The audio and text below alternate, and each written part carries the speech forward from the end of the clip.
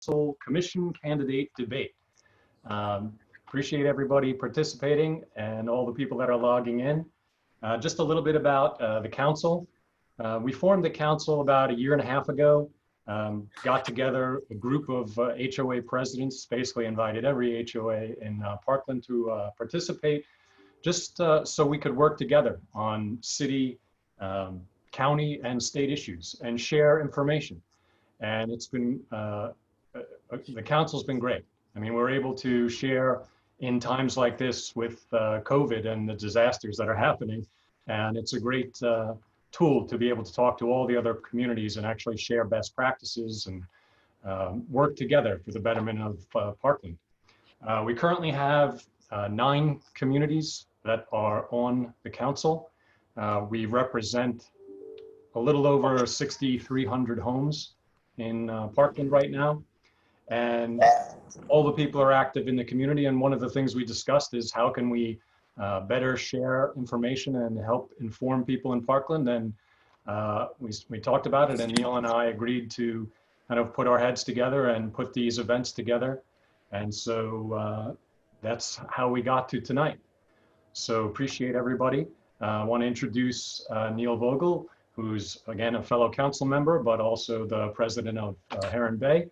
And you know, again, we shared responsibility for putting this together, and grateful for you know, his participation. And he's going to do the introductions for the candidates and the moderator tonight.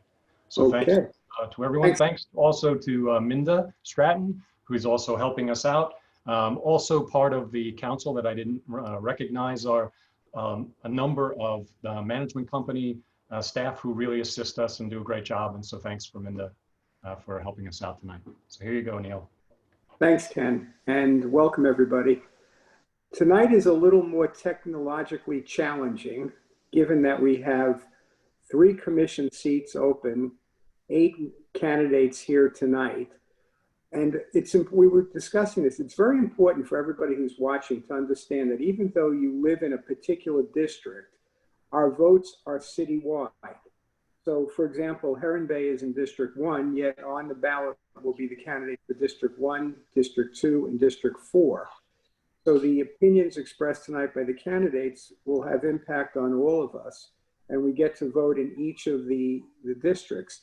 It's not the top 3 that you like, it's each district stands on its own, but the entire city votes for the commission. Now, Bob, I don't know why that is, and you have a history here. Someday you'll explain it to the rest of us. But it's important to listen to all of the candidates tonight.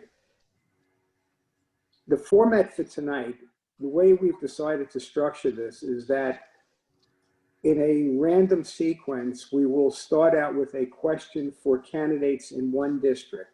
And if Minda gets this right, you'll be able to see, let's say in District 1, the 4 candidates. Within the district, we're going to rotate through. Question 1 will start with one, question 2 will be to another. After the first question, Minda, you can handle this. We'll switch on to the next district for the same question, and then we'll rotate the districts. So I'm sure I've confused everybody who's watching, and we place great faith in Minda at this point. As far as the format itself, there's a strict 90-second response time, and we're going to enforce it a little bit more strictly than we did last night because Jeff is now an experienced moderator. And Minda also has a cutoff switch that we've given her. And that's somebody's phone. At the conclusion of, the last question that's asked, we will then turn to the 8 candidates for a 2-minute summation. You can speak on anything you want. You can refute things that have been said or respond to them. The 2 minutes are entirely yours. And Minda will also be holding up this very sophisticated 10-second warning sign that you saw last evening. The entire debate will be 2 hours from the time that we turn the mic over to Jeff. We also have a request that the answers be specific in nature rather than a very general type answer. The community would like to hear more about your specific plans as they relate to the questions that are being asked. So the more specific it can be, the better off we're all going to be. At this point, I would like to introduce our moderator tonight, Jeff Forster. Jeff has become a world-renowned author because of the publication that he has put out called For Which We Stand, How Our Government Works and Why It Matters. And that might be the more interesting of a 2-hour discussion, but Jeff, we're going to leave that for another day, and perhaps you can come and visit with our communities. Jeff is also an AP government teacher at Marjorie Stoneman Douglas High School, and he's doing this a labor of love for the community in which he works. I think, Jeff, you're going to introduce the candidates because you've been practicing the names. So with that, I am going to say good luck to everybody, and we'll catch you in 2 hours. Okay. Thanks, guys. Welcome to everybody. If you watched last night, whether you're with us as a candidate or with us online, the question is going to be very similar to last night. Obviously, we have a few more people to go through this time. And like Neil said, excuse me, I'm going to try to keep things to the 90-second limits, and we are going to rotate which candidates to each question. So, for instance, if Breyer will be going first on the first question. He will not be going first on the second question for District 1. And I will definitely make sure to point out when we switch districts as well, so everybody understands who's running against one another. So just to recap, District 1 has 4 candidates, District 2 has 2 candidates, and District 4 has 2 candidates as well. So I'll start off with District 1. First, I'll introduce the 4 candidates, and then I'll ask them the question, and then I'll move on to 2 and 4. So we have Simeon Breyer from District 1, Denise Delapola from District 1. I'm trying to look for everybody's name. I'm sorry. I have it written. I'm trying to keep my eyes on you guys. William Reicherter from District 1, and Alexander Zan from District 1 as well. So the first questions will be for these 4 gentlemen. Again, they all represent, or excuse me, 3 gentlemen and 1 female. Sorry about that. And they all represent District 1. So the first question, same as last night, it's for you, Mr. Breyer, first. It's going to be broken down into 2 parts today because we felt like the question wasn't answered succinctly enough last night. So we're going to take this 2 parts. You'll get 1 part now, and 1 part will be the next question. The first part is, what is your stance on the Pine Tree Estates roads issue? Do you favor residents of the city paying, or residents of PTE paying for their own road repairs, or a sharing of the costs? Sure. Thanks, Jeff, and thanks, Neil and Ken and Minda for having us. The Pine Tree Road issue simply needs to get resolved. We've had friends and family that have lived in Pine Tree Estates for 30 years and have been dealing with the roads there. And they haven't gotten resolved. Everybody knows this scenario. They own the roads up into the middle of the line to the yellow line, and the city has been maintaining, or at least purports that it has been maintaining the roads. And so it's a legal morass. I have worked with a number of the people that live in Pine Tree Estates. Some of them are lawyers. We've looked over all of the documents. I've been looking at the pleadings and some of the underlying documents, and have practiced law for almost 20 years, and it's a complex legal issue. But at the end of the day, there's now a pending lawsuit, and the Pine Tree residents have come together, and it has gotten the voice, their voices have been heard. And so what started out as frustration maybe 10 or 15 years ago has now resulted into a lawsuit that needs to get addressed and resolved.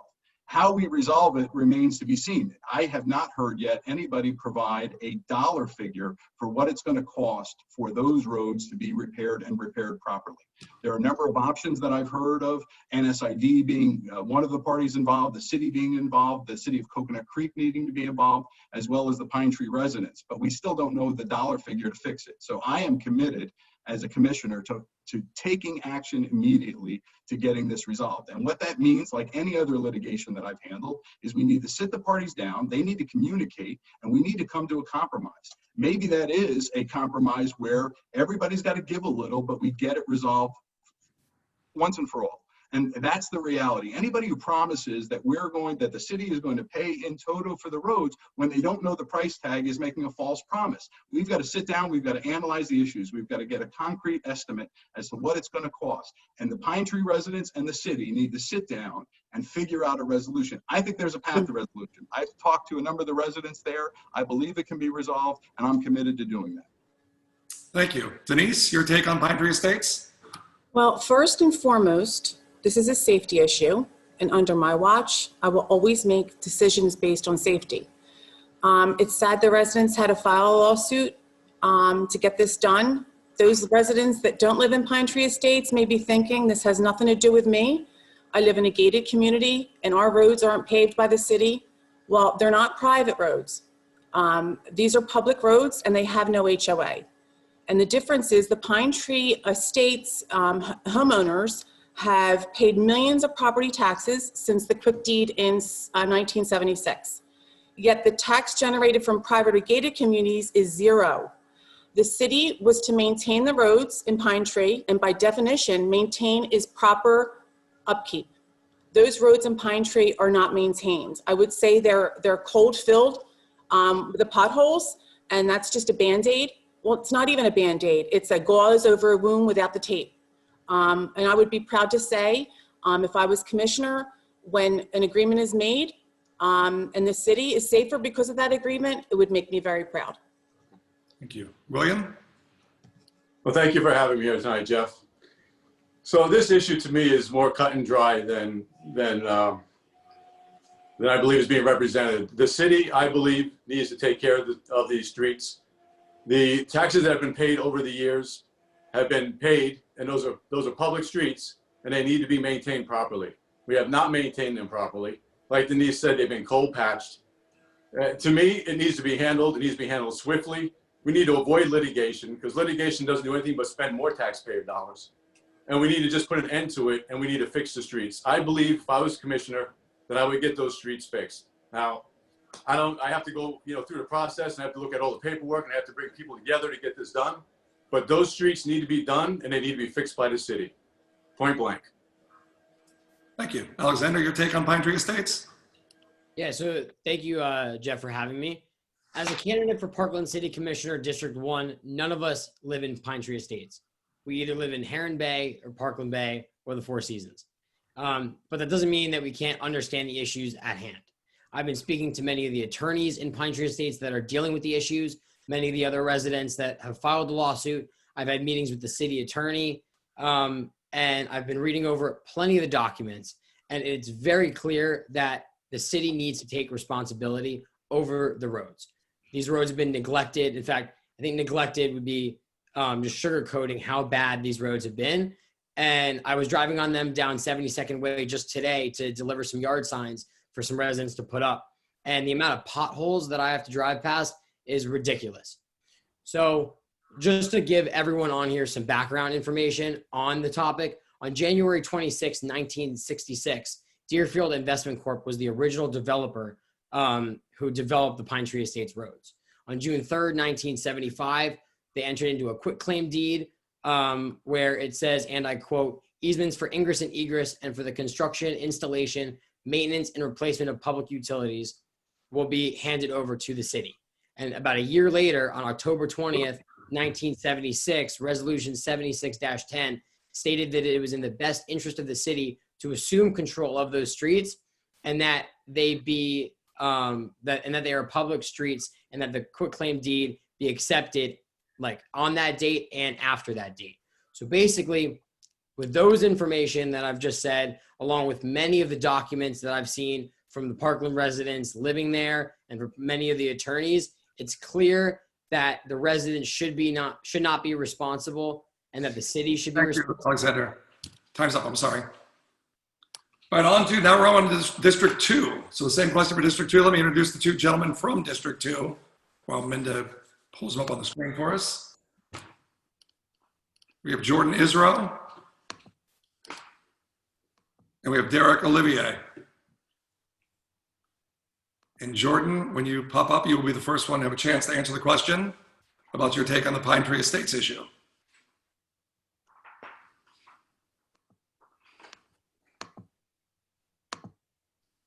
In the interim, I guess I can speak and talk about how great it is that we're all participating in government tonight. There he is. All right, Jordan, you're up, my friend. Jeff, thank you very much. Mm-hmm. I think everyone at this point has made it clear that this issue is not binary. As everyone would like to simplify this, I'm a lawyer. I've been a lawyer for the last 10 years. And what I can tell you is these issues are complex, right? They're nuanced. There is a number of documents that are involved that still may be interpreted in ways that could be up for debate. And so what I would say is this. Rather than giving you a false narrative or a false answer of what I think is going to happen, because I still think that remains for a number of open facts, what I would tell you is my first point of action as a commissioner would be to hold a shade meeting. And for those of you who are asking what a shade meeting is, that allows the commission to meet with their attorney on pending litigation outside the purview of Freedom of Information Act. Now, the reason for that would be the first thing I want to do is understand the exact position that the city is taking right now from a legal perspective, right? Because at the end of the day, we could try to reach some sort of resolution outside of litigation, which would be my goal. But keep in mind that the settlement still has to be something that aligns with the law, because even if someone agrees to pay for these streets 20, 30, 40, 50 years from now, these streets need to be repaired again. The question is still going to be remaining of who owns the land and who's responsible to pay for the maintenance of the roads. So my first point would be to hold the shade meeting, understand fully the facts and the law that the city is taking as their argument. And then I would actually request a meeting with the residents of Pine Tree Estates who are serving in the plaintiff capacity without the lawyers, right? This doesn't need to be with lawyers, because at the end of the day, I think one, the money could be better well spent in other areas. And two, I think it reduces down the level of, I would say, the heat that's going on right now, right? The Pine Tree Estates have made their point and filed their lawsuit. But I think right now it's best for everyone to do pencils down, to understand that the money could be better spent in other positions, and also to make sure that this is more of a conciliatory conversation amongst all the different stakeholders. Remember, there are non-Pine Tree Estate residents who hold an interest in this resolution.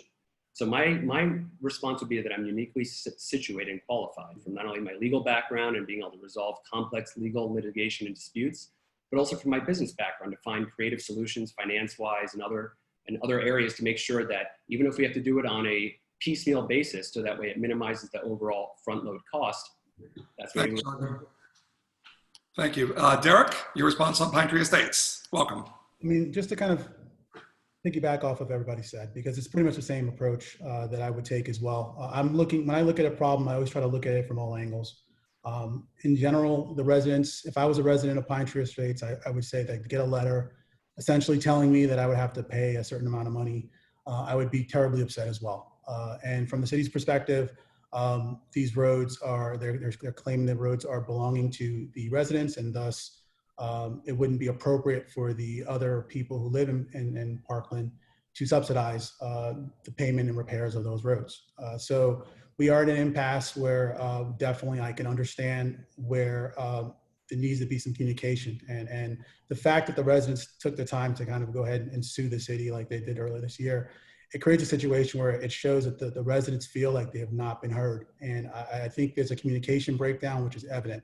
The solution to that would always be to kind of have a sit down talk and to really get through the meat and potatoes of this and understand a way to a compromise that would work for all parties. That meeting could be through arbitration, can be through some other means, but as was mentioned before, to have the city being sued by the residents is disappointing, and the money that's being used to facilitate that lawsuit could also be used to repair and fix those roads. But I do believe whatever meeting we do have, it needs to kind of put this issue to bed finally in regards to who has ownership of the roads, and create a situation where this doesn't come back to bite us in the future, because resolution needs. Thanks, bud. All right, on to that. That was District 2. We're moving on to District 4 now. The two candidates for District 4 are Robert Brannon and Bob Mayerson. As they get called up, I just want to remind you that you'll be voting for all three districts, but you'll be voting for each individually against each other. So again, don't pick your favorite three candidates. Pick your favorite candidate in each race. And are we up? We're not quite up yet. I see Bob's up, so I'll start with Bob. You can go ahead and answer the question first, Bob. Bob, you're muted. All right, can you hear me now? Yes. First of all, I want to thank you guys for having us. This is a great opportunity. I'm in a little different situation, and let me share with you why. First of all, I'm not a plaintiff on the lawsuit, nor am I a defendant on the lawsuit. But I am a current city commissioner, and under the advice of our city attorney, I won't be speaking on the merits of the lawsuit. But Pine Tree Estates is my district, and as the current commissioner, and I've made the commitment to the residents in Pine Tree that I will, as part of my duty and responsibility, support my residents and my district. It's my goal, and from what I'm hearing out there, I think it's everybody's goal to get this issue resolved. Granted, there are a variety of opinions out there on how to accomplish it, and I respect that.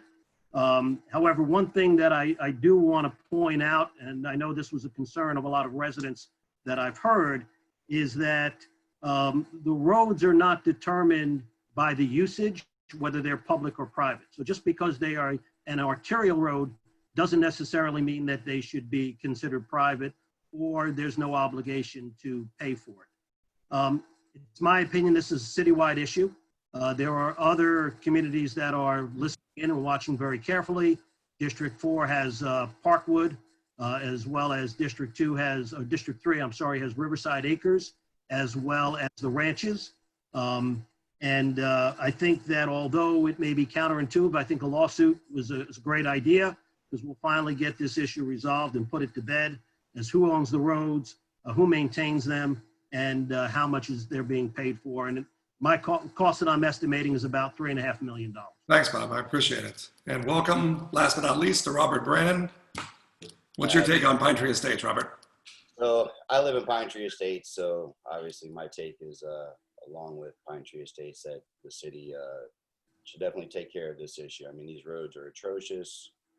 Kids ride down these roads more than anything. You got potholes down the roads, as Alex said just a little bit ago. If you drive down my road, which is 72nd Way, you got a pothole right now that's probably 24 inches wide by 12 inches deep. Imagine a kid just driving into that pothole, flipping over the handlebars and hurting himself. So besides a liability issue there, right? It's got to be on your conscience that, this kid gets hurt or anything of that nature. So what I never want to hear is, if you don't like it, maybe you should look for another place to move. Or if you don't like it and you're afraid of your child to be out there, then don't send them outside to play on those roads. Like Alex said, it says in there, and I mean, it's as plain as day, and you can read it, that these roads were to be maintained and taken care of, and they're public roads by the city.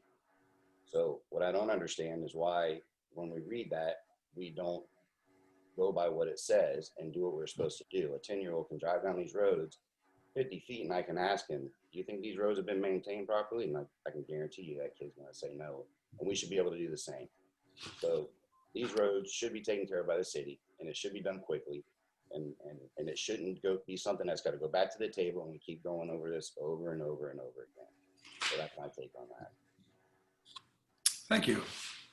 All right, we're going to go back to District 2 now and switch the order up a little bit and reverse the order of the speakers. So first we'll have Derek, and then we'll have Jordan, and I'll ask the question as they pop onto the screen here. Since we've talked about Pine Tree Estates, and it seems like the majority of you guys and gals are sort of in favor of fixing the roads. The second question then is, we're in favor of dealing with this situation. Would you also support the city paying for the paving of roads within HOAs? And Derek, you're first on this question.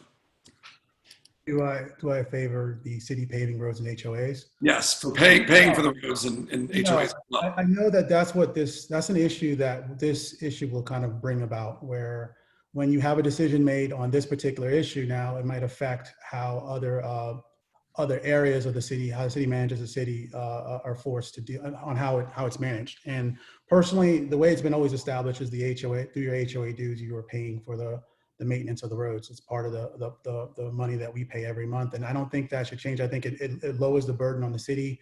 And also on top of that, I think as a community, as being a part of a community, the reason why I joined an HOA is because I want the HOA to maintain a level of aesthetic that I love and expect in the location that I live. So, and I think they can do that on a better way than a city could. So I don't want that to happen.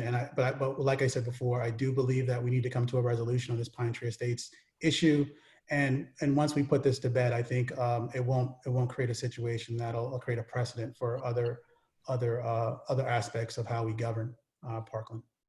Thank you. And Jordan, your response to whether the city should maybe take up paying for other roads in other HOAs if we're thinking about taking on Pine Tree Estates? No, Pine Tree Estates is not an HOA. HOAs in the classic sense are something that people actually sign up for. There's a declaration of HOA. There are rules that everyone agrees to abide by. And in those rules, it's typically provided for that the HOA is responsible for maintaining the roads in these private streets. That's the distinction right now. Is the question up for debate right now is whether or not Pine Tree Estates are, quote, public or private, right? And that's what the litigation, one aspect of it is that to be determined. So as a general principle, the city should not be paying for any HOA maintenance roads. Those are private roads. That's not to say what's to be done at Pine Tree Estates, because it still remains to be determined of whether or not that's going to be declared public or private roads. Thank you. All right, on to District 4 now.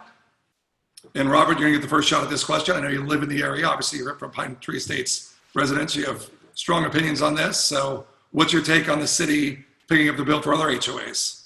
I mean, I'm in line with Jordan. I'm in line with Derek. Same thing. You know, HOAs, you move in there and you move in there knowing that, first of all, you're not paying taxes on your roads. We pay taxes on our roads. You move in there, you know, it's a gated community. People can't, you know, they don't have access to your community like they do our roads. They can drive down our roads anytime they like. They can make U-turns down the roads. They can go look at our houses down the roads if they want to. I'm sure they don't want to right now. But yeah, I fall in line with that. I don't think that we should have to pay taxes for HOAs. Okay, thank you. Bob? Well, number one, you do have HOAs, and again, I mentioned before, you have Riverside Acres that it's an HOA that the roads are public. You have Parkwood 9 that the roads are public and they're an HOA. My opinion is if they're public roads, then the city needs to pay for them. So in those two communities, those would be something that I would advocate. And I know, like I said, Parkwood 9 is in my district, is that I would advocate that the city pay for those roads to be repaired. In other HOAs that are not city roads, you know, they're specifically designed, there's been covenants and other legal documents that have determined that those roads are not public, and it is responsibility of those homeowners and those HOAs to pay for them. So again, very clear, public roads, city's responsibility. Roads that are not considered public, then it falls upon those homeowners. Thank you. All right, moving back to District 1. And Denise, you get the first crack at this question. I agree with Bob and the rest of the crew. I mean, it's the HOAs, if they're, like, I didn't realize, Bob, that there were some that weren't gated that have HOAs. But again, private roads, I think the city should take care of it. And Parkland has how many more residents and how many more drivers on the roads? We're responsible for our roads. And I think that the public roads should be taken care of by the city. Thank you. William, you seem to be ready to roll up there. What you got? Well, I agree with Denise and Bob. If it's a public road, the city needs to maintain it. I lived in the ranches for a while and I moved to Heron Bay, and I moved here for the sense of community and to be an HOA and have everything taken care of me, because I got tired of trimming acres of grass and trimming all the trees and everything. So the convenience, and I mean, it should be taken care of. It's anything that's public should be the city's responsibility. And anything that's private should be the HOA. Very simple. And Simeon, are you in lockstep with the majority of the group here, or you have a different feeling about this? I am. I do know that there are a number of HOAs in Parkland that have public roads, and I agree that the city should pay for those. And that's really the key issue with regards to Pine Tree Estates. It's not an HOA versus Pine Tree issue. It's an issue of whether or not they are public roads. And if they are, then the city has an obligation to maintain them. As I think one of the other candidates said before, HOAs that have private roads, they don't pay taxes on those roads, and therefore it's not a double dip. And so that's the real issue there.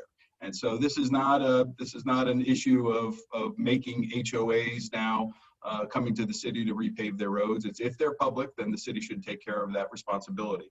I also agree that this is, you know, a safety issue. If we had public roads in another community that the city was responsible for and they weren't maintaining them properly, they should. So I think that's an issue that's easily resolvable. Thank you. And Alexander, they want to forget about you? Yeah, I mean, like most of them said, and I think like Bob said it very clearly, if they're public roads, then the city needs to pay for them. It's that simple. I'm living in Heron Bay and we pay an HOA fee, and those roads are private. So the Pine Tree Estates roads are public. That's the difference. And I don't think it's a Pine Tree Estates issue versus a Heron Bay issue versus any other community's issue. I think it's a Parkland issue. Like I said earlier, I drove down those roads today on Robert Street to give some people some yard signs. And the pothole that he described, Robert, was huge. I had to swerve around it, and there's not much road to swerve on. So they need to be fixed. They need to be fixed now. And since they're public roads, the city does need to pay for them. Thank you. Right, on to the third question now. This is about the Heron Bay situation. And we're going to start with District 4. And Robert, you're going to get the question first. What's your stance on the future of the Heron Bay Golf Course? Would you find any housing on the property to be acceptable? What about commercial space? Yeah, Heron Bay, that's a good one. It really saddened that we lost that golf course, and I think that the city missed an opportunity a long time ago. Whenever Club Link or Morguard took that thing over, I think they purchased it like $4 million or something like that. I know in Plantation they went through kind of the same thing, and the city took that golf course over, and they did a heck of a job. So sad to see that go. Obviously, there's going to be a developer that's going to wind up purchasing that property, and you know, I think that commissioner that's in that district is the one that's responsible to get in there and work with Heron Bay and find out what they'd like to do. You got to get that community to participate, and you need to compile you know, a bunch of things that they would like to do in that community. Do I think doing, you know, a few homes in there, that may happen. Green space is probably the most important thing, and then obviously some business in there, which will give back to our community a little bit. I think that may happen as well. I'm just not sure if you know, what we can actually do about that. All we can do is go fight for that community, and I think District 4 needs to go in, or I'm sorry, District 1 needs to go in there and find out what those people want to do and bring it to the table, and we need to go fight for them and do the best we can and negotiate with that developer and see what we can do. Thank you. Bob, your take on it? My take on Heron Bay is, and I know that, I don't know where Neil went, but he's been very active in Heron Bay, leading the group. And I certainly respect him and the other people that are involved in it and take their comments and their leadership. As far as putting housing on it, I really wouldn't be in favor of it. I mean, we constantly have development, especially in the wedge. Everybody's talking about traffic, you know, keeping Parkland low density. Adding homes there would certainly be, to me, problematic. As far as commercial property, I think that, again, generates, if it was strategically placed, I definitely think that generates some taxes, helps us out a little bit. It minimizes the tax burden on the residents. But again, I know that NSID is heavily involved. They want to maintain it into a green space area, walking path. And that's the way I'd like to, you know, keep it if it's possible. But again, that will all be dependent upon the developer and what happens in the next 7 years. Hopefully we can resolve it before then. Thank you. Now we're going to move on to District 1, which obviously has a vested interest in Heron Bay. And William, we get the first crack at the question about the situation that exists in Heron Bay. All right. Well, from my standpoint on this, it's pretty clear. I do not want to see development on the golf course. I like the green space that we have. People spent a ton of money on their homes and the beautiful community for a golf course view. Now it's been taken away from them, and now we're going to wait to see what happens. Having control over it, the best we could do is bring the community together and get the community's voice in front of the developer and see if we can work something out, because the developer ultimately is going to have the control of what he's going to build. And then when he comes before the commission and zoning, we can make it difficult on them. But ultimately, you know, it's going to be negotiating between the residents and the developer. And hopefully the developer wants to listen to what the residents want, because it's going to be something that's going to be in their favor when they develop it. As far as commercial, I would be in favor of very little commercial property there, especially because there is some good tax implication, but not much. The green space is very important to Parkland. Thank you. Alexander? Yeah, so Parkland is known for our parks. We have almost a dozen parks and nature trails throughout the city, and a lot of them, most of the residents haven't even heard of. I think that the Heron Bay Golf Course, it's really sad that it's not going to be able to stay a golf course. But after speaking with many of the residents in Heron Bay within my community and the ones that are directly affected, it's important to hear their voice. And their voice is saying that they don't want to see any more development, like residential development. And we need to listen to them.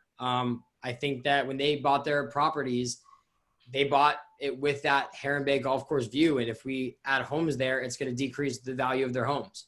So we need to listen to them. And many of them have been speaking to me about that. I think that this is a perfect opportunity for Parkland and the city commission to be proactive. I think that in the past, we've had to be reactive on many different initiatives. And I think that because the covenant is up on December 19th, 2027, it gives us a little more than 7 years to to figure out a plan with the city of Coral Springs, because part of that golf course is in one city and part of it is in another city. So by figuring out what is the best solution, and in my opinion, I think the best solution is to maintain the green space. We can have little commercial, but for the most part, I'd like to see the residents of Heron Bay continue to bike and walk throughout that golf course. Thanks, Alexander. Simeon, your take? Sure. This is not just a District 1 issue. This is a Parkland issue too, just like Pine Tree, where we've got to resolve it. And we've waited long enough where everybody keeps on saying, let's be proactive, but nobody's actually done it. And I know there are folks that are working on it, like Neil and others, but we need to do it. We have 7 years until it can be something other than a golf course. The last thing those residents want is for their backyards to be backed up, instead of a beautiful golf course, into a building or somebody's backyard. And so we've got to preserve that. How we do it, we work with NSID. They own a portion of the land. We work with the city of Coral Springs. We work with the city of Parkland, and we're attentive to moving the issue forward. We can't wait around for 7 years until a developer comes to us with plans. So we've got to make sure that we can preserve as much of the green space as possible. The other issue is this: nobody is maintaining that property right now adequately. They're doing the bare minimum.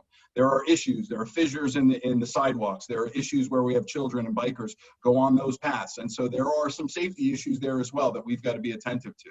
So I think everybody in the city commission, not just the District 1 folks, and all of the folks in Coral Springs, NSID, and obviously the leaders in Heron Bay, need to take a role in trying to navigate this to a resolution.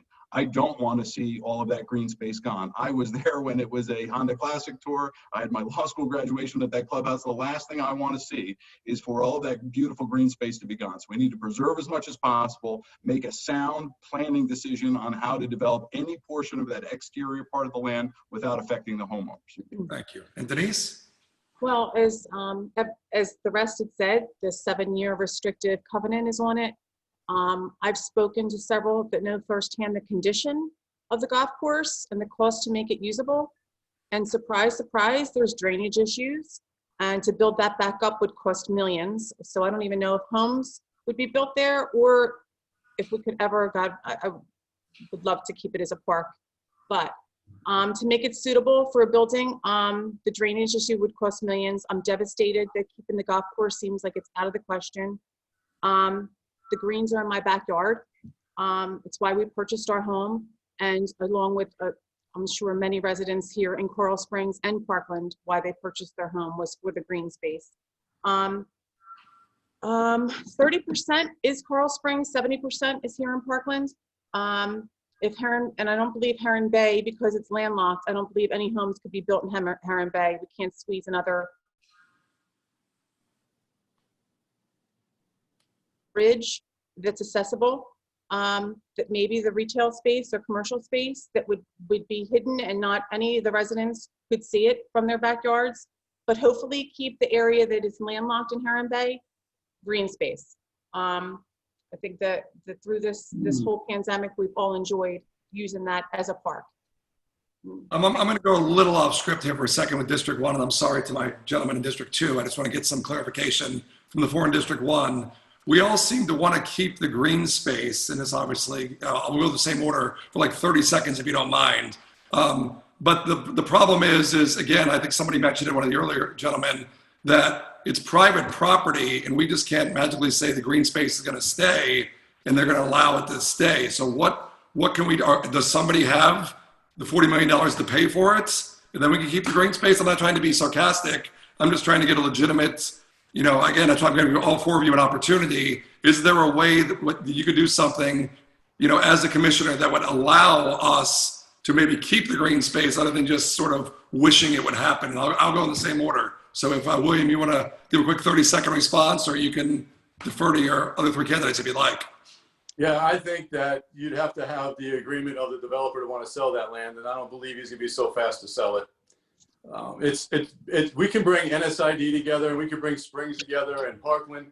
You can bring everybody together, right? But you can't stop the developer from developing. We can make it hard on them, but at the end of the day, we have to compromise with the developer to get something done that we want to get done, and that's going to be bringing the community together with the residents and the developer, and hopefully the developer has a heart and is going to want to listen to the residents so we can better the community. Thank you. So that's really what it's going to come down to. Sorry about that. Thank you. Alexander? Yeah, it's very important. It's imperative that we, as city commissioners for Parkland, work with the city commissioners in Coral Springs and NSID and all come together and make sure that there's a logical and realistic way to keep a green space. And the city of Parkland isn't going to throw away $40 million where it's not going to benefit the city of Parkland except for continuing to maintain the property values of those residents. So it's really important. We have 7 years to figure out a common sense solution, and I'm ready to be a part of that discussion. Thank you. Simeon, no one's really said, how we're going to pay for it. Is it just an impossible question to answer? No, I think the answer is you don't make the developer wait around 7 years to do something, perhaps. You sit down with the developer and work out a plan where maybe there is some negotiation where if you keep as much of it as possible green space and develop the exterior portion, you may be able to expedite that timetable. I also don't want to overlook the fact that NSID owns a portion of that property. They own certain portions of the golf course, and they will certainly be part of the equation here. Thank you. Denise? Well, it's the same thing. I think to go along with that, Heron Bay also owns the area around it. So in order for them to get to it, they'd have to go through Heron Bay. So there have to be some kind of a deal made in order to even build that retail space or and give up some of the green space. But other than that, I mean, we don't really have all the facts in front of us, and we're only going by who I spoke to about it. That's it. Thank you. Sorry, Jordan and Derek, for keeping you waiting there. Jordan, you're up first here. What's your take on the Heron Bay situation? As someone who actually lives in Watercrest on a nature preserve, that's why I bought my home, is because I enjoy the actual scenery by my house, and I know that no one else is going to build there. So I think there's obviously a lot of, I would say, sentiment to that, and I'm empathetic to the people who actually live there, and they're dealing with this, facing the possibility that they could be looking at a residential, development in their backyard as opposed to a green golf course. So I'm very sensitive to that issue, and I think going with that is I would agree that this needs to be done everything possible to maintain it as green space. Now, there has to be a sense of reality, which is meeting with the landowner first. I don't think anyone here has talked about what is the landowner's interest, what is it that they would like to do. Obviously, they want to generate a profit, but there also has to be direction of what they want to see happen. And working with them, then you have a meeting with also the HOA of Heron Bay, Neil Vogel and his team, and also some of the, the commission members, or all the commission, I would say, of Coral Springs. But the point is you have to actually start getting proposals on the table, because we can all talk and kind of as an academic of what we want to see and do here, but the landowner really needs to be the one who also has a real say in this. And that way we can all kind of work with them and understand that what's in their interest, what's in the interest of the city, what's in the interest of the residents of Heron Bay, and that's going to ultimately decide where this goes. Personally, I would like to see it obviously be maintained as green space, recognizing that there is a capital and commercial aspect to this. The developer, I would likely think, would want some sort of commercial development. For me, the clubhouse, it's a large piece. That clubhouse could be broken down or torn down and put into a commercial space. It's already, in a sense, a commercial area. It would just be. Right. Thanks, bud. Derek? Okay, well, this actually is a big portion of one of the reasons I was running. When I first moved to Parkland, one of the reasons why we came here is because we love the idea of the fact that it was a small town in a big city. We came here with the idea of understanding there was amazing green space, and that it offered a great deal to everything that ideals of what we wanted for this city. And we see that changing. When I first moved here, like I said, I would go to I've said this before a million times, I would go to Sawgrass. I live in Parkland Isles. I would go to Sawgrass. It'd take me like maybe a minute or two to get there. Now it takes me roughly about 20 minutes in the mornings. So what I would like to do is I'm going to first address the ideal of what I'd like to see there, and then address how we could maybe have that come into fruition. The first part, the ideal of what I'd like to see there is maybe some sort of office space. The sad part is that a lot of the southern part of where that area is that it's actually located in Coral Springs. So we may not get the tax benefits of having commercial space in that area. And the northern spot, which is where we own, I would like to keep that green, but I would love to have some situation where we'd have some sort of commercial space on the southern end. And then, like I said, keep the northern end as green as possible. Now to do that, to facilitate that, there's some realistic aspects we have to kind of address. One is that, like Jordan had mentioned, is that the owner has a say in what's going to happen. But I've been working in real estate roughly for about 12 years, working on the developer side as a financial accountant for them. And what I can tell you is that there's some innovative and creative ways to kind of get things accomplished. One of the ways of doing that is by actually working with developers and subsidizing the situation. If you look at a developer generally wants to make money. The seller of a property generally wants to make money. So what we can do as a city is step in and make it well known, step in and help subsidize maybe some deal that would be more profitable for the seller as well as for the buyer. That's just a creative idea of how to get it accomplished. All right, we're going to move to the next question. We're going back to District 1. We're going to start with Alexander this time. The question has to do with people who contributed to your campaign. How will you deal with issues that come before the commission when a contributor to your campaign is involved directly or indirectly? Will you disclose to the public that contribution, and will you accuse yourself if you feel it's necessary on that issue? 100% yes. I have not taken any campaign contributions from any developers. I have been focused on getting campaign contributions solely from Parkland residents and residents within the area. And if an issue got brought up to the city commission, to the dais, and I had to make a decision whether or not I had to recuse myself because it was a conflict of interest, 100% I would recuse myself and do that. So, yes. Excellent. Simeon? Yeah, the simple answer is I've taken donations from residents primarily. And as an attorney, I have a high level of ethics that I have to adhere to and want to adhere to. My reputation is something I pride myself on. And I built it up over a long period of time, and it can get ruined immediately. So there would be no instance where I would let someone's donation to my campaign, which is all publicly disclosed, influence my decision as a commissioner. And if there was an issue that posed a conflict or in any way was giving rise to a conflict, yes, I would recuse myself. Thank you. Denise?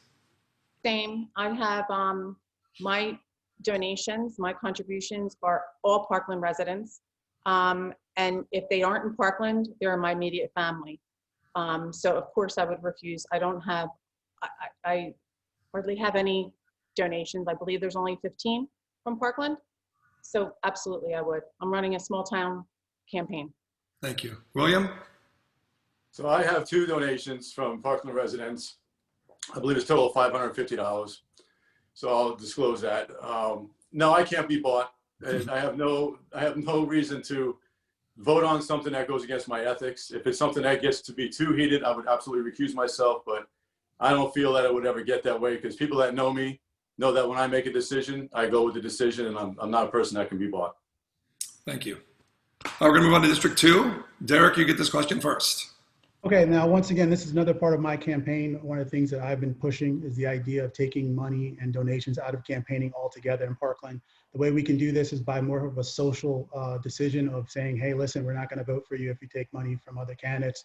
I've actually spoken to a lot of the candidates in Parkland, and some of the things that I spoke to them about, some people actually confided in me, telling me, listen, at the end of the day, if I want to win this, I have to take money. So, but I just believe that we need to change that narrative. We need to change that aspect of it. I have not accepted any funds at all from anybody. I'm totally funding my own campaign. And by doing that and creating a situation, a scenario where people fund their own campaigns, it creates a situation where we know these individuals are truly in it for the right reasons. Anybody who accepts money, you got to realize that the people that they're getting money from have agendas, have desires. And honestly, I don't want anyone to ever be corrupted. So I just believe we need to take money out of campaigning altogether. Thank you. Jordan?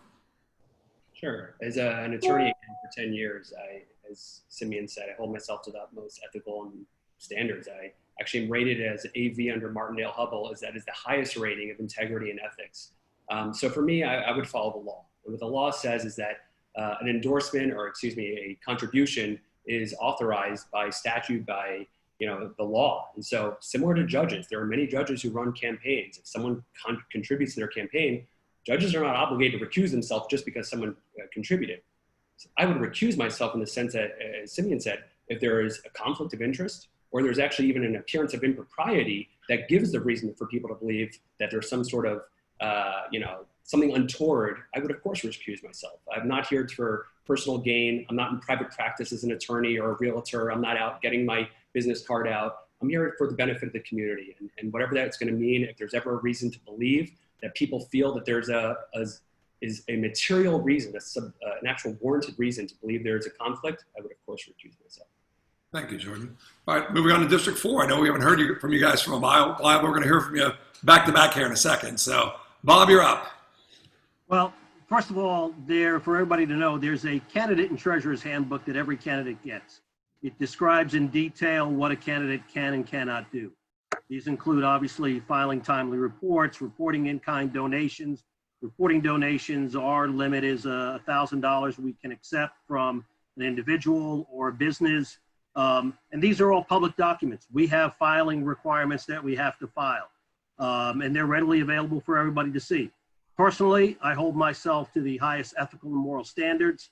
I'm bound by my oath of office, and I want to be emphatically and very clear that there's no quid pro quo for me.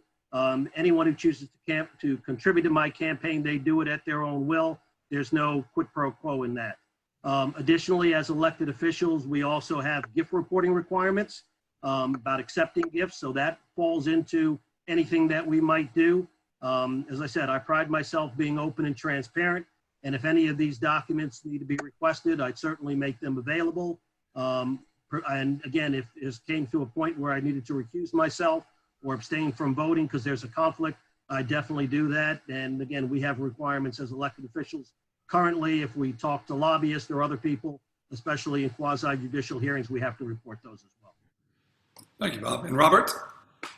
Yeah, it's an easy one. I think it's an easy one for all of us. The conflict of interest, you recuse yourself. Don't need a handbook for that. Right from wrong, honesty, that's the best policy. And I hold myself accountable for that. So conflict of interest, recuse yourself. So basically, I should have just asked, raise your hand if you're willing to be bought, and all the hands would have gone up probably instantly. Huh?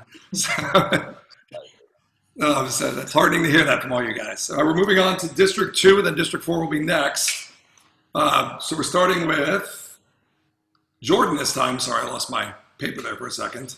Jordan, the governor has proposed legislation to combat the rioting and looting and violent assemblies that have resulted in assaults on police and citizens.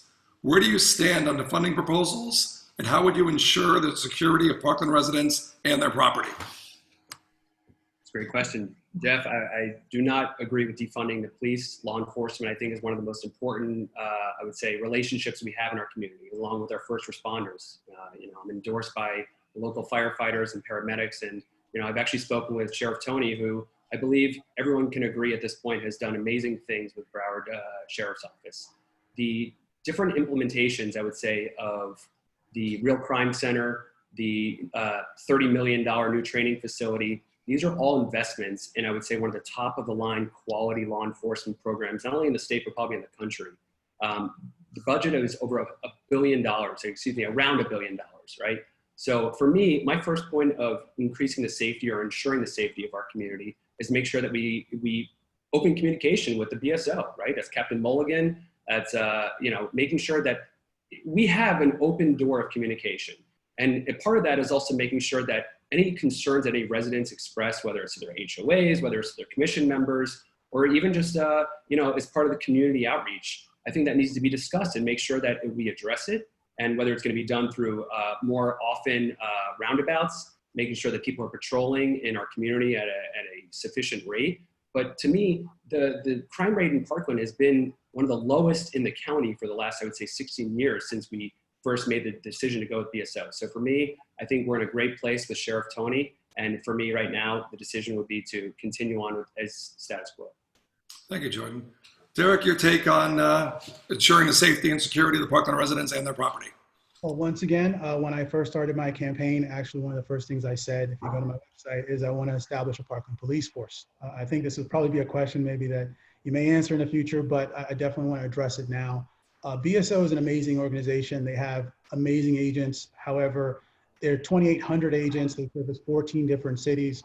It's a situation where they're just a little too big. And I just believe personally that having our own Parkland police force will ensure that we have continued safety in our communities. After everything that's happened in Parkland, I think it's time to make that change. It's something that I think we will do. And what I actually want to do is not defund the police, but actually pay them a little bit more. The thing I think that will happen if we were to do that and take that on is that it becomes a situation where we have officers that are totally invested in our communities. We have individuals, I would like to pay them a little bit more so that they can live in our communities as well. With that being said, you'll have individuals that live here, that service here, that care for the individuals that work here, So it becomes a situation where essentially they'll always be there to protect us and help us. BSO currently, we pay $10.5 million a year to BSO. Having our own Parkland Police Force would roughly, based on the Center for Police Safety Management, it costs us about $7.5 million a year to maintain. There is an implementation cost, but that is a one-time cost that we would have to pay. So I think it's important and imperative that in order to keep the continued safety of our communities, that we do invest in our own police force with individuals that are totally invested in our community. And that way we can protect ourselves from any additional violence that may occur from riots and things of that nature. Thank you, Derek. All right, back on to District 4 now. And Robert, you're getting the first crack at this one. Where do you stand on the defunding proposals? And how would you ensure the safety and security of Parkland residents and their property? Yeah, definitely. I'm definitely not for the defunding of the police. If anything, I think they should be funded for the time that they're going through, and they need a little bit more money to help them get through these times. Very, very tough times right now with that. BSO, I think is, it's a great department. I would like to see that, maybe we can, if BSO can maybe assign certain officers to always be in our area all the time. So maybe the community can get to know those people, kind of give it that hometown feel a little bit. I know that, Derek, great point. I love the hometown feel. I'd love to have a Parkland Police Department. Not sure if it makes sense right now. Probably something, maybe in the future to talk about. But BSO's got so many resources, and I've talked to Captain Mulligan. I've got an opportunity to meet him for a little bit. Wonderful guy. I know a lot of people in BSO. And I know I have a ton of friends in the police department. I think BSO is the way to go. I would like to see, I'd just like to see more BSO officers assigned to our area so that we can kind of get to know them a little bit better, spend some time with them. I'd like to see a familiar face all the time. I know there's quite a few of them here often. I actually had to meet a young guy from where I grew up, from North Miami, which was pretty awesome, but I got to see him once, and that's about it. But that's kind of where I stand on that. I think BSO is doing a great job, and I think their resources are very valuable for our community, for sure. Thank you, Robert. Bob? Well, I think I'm going to answer your question a little bit more direct, because you were talking about Governor DeSantis' initiatives and his legislation regarding, obviously, aid to funding the police, which I don't support. I've been endorsed by the PBA very clearly. What it's our job as a commission is to look for ways to help fund the police. For example, the Law Enforcement Trust Fund, we get money from that. I know we're looking at probably at about $50,000 to do a license plate reader with cameras to help monitor some of the areas that we might have some slight vandalism. So that's one of the things that we're looking at creative ways, whether it's grant funding or other things. We had obviously some initiatives where we wanted to make sure, and this would be a countywide initiative, to make sure that SROs were funded fair and equitably. I know most recently Pompano Beach got $1.4 million from their Law Enforcement Trust Fund to fund their SROs. We'd like to do the same thing. As far as, again, everybody has a right to turn around and protest peacefully. When it gets into being violent and other things, we have to make those arrests. We have to hold those people accountable. And I think that's what Governor DeSantis was looking for. Not that those things aren't in place currently. He was just looking to make them a little bit more strict. Thank you. We're going to move on to District 1 now for the question. And Simeon, the question is yours first. People have kind of taken us in different directions, but the question was, how are we going to ensure the safety and security of the Parkland residents and their property? Well, I think we need to continue working with our local law enforcement and our first responders. I'm honored to have the endorsement from the Police Benevolent Association, as well as the local firefighters and paramedics 3080. And it is because of that, and because of the fact that these were my heroes as a kid and they're my heroes now, that I think we should support them. They need greater resources and tools so that they can better protect and serve Parkland residents. We all saw what happened 2 years ago at my alma mater. My kids were there. You were there, Jeff. We all saw what happened when you have police that aren't properly trained and aren't able to serve and protect. And we have faced the realities of that. We have tragedies, we have victims in our community. And unfortunately, this recent election resurface some of that. And I'm glad that we are on the other side of it. I'm glad that Sheriff Tony is our representative, and hopefully will continue to be that way. And we've got Captain Mulligan that's doing a good job, but they need greater resources. And we also have to continue to hold them accountable. I was here years ago when we had our own Parkland Police Department, and that's not to say that we shouldn't revisit assessing those issues,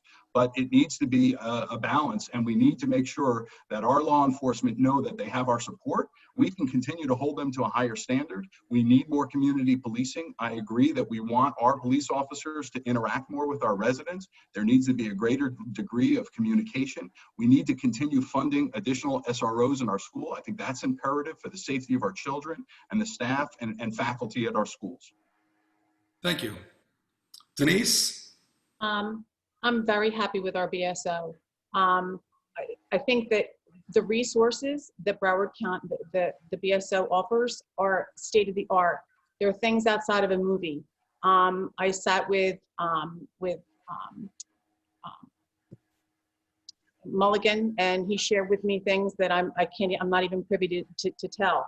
It's amazing what we have here. Short of officers on horseback, we have the officers riding. I had them in the greens. They're on their bikes, and I think that Mulligan, now we're on social media. He's on Nextdoor. You hear updates.